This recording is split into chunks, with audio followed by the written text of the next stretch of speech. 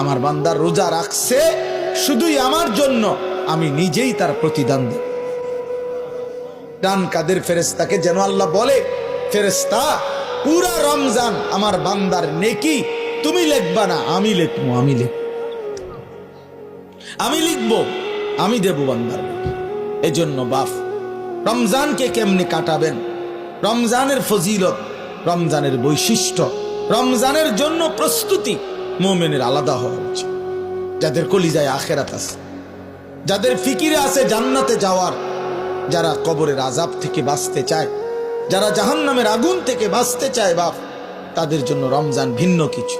রমজান মানে আলাদা মাস, রমজান মানে আখিরাতের মাস, রমজান ফিকিরের মাস, মেহনতের মাস, রাত্রি জাগার মাস।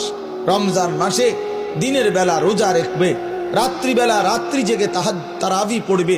আল্লাহ তাআলা এমন ভাবে সাজাইছেন যে বান্দা 30টা দিন তুমি কষ্ট মুজাহাদা পরিশ্রম করে আমার রমজানটাকে কদর করো, 30 দিন পরে আমি আল্লাহ তোমাকে মুত্তাকি বানিয়ে জান্নাতি বানিয়ে দেব।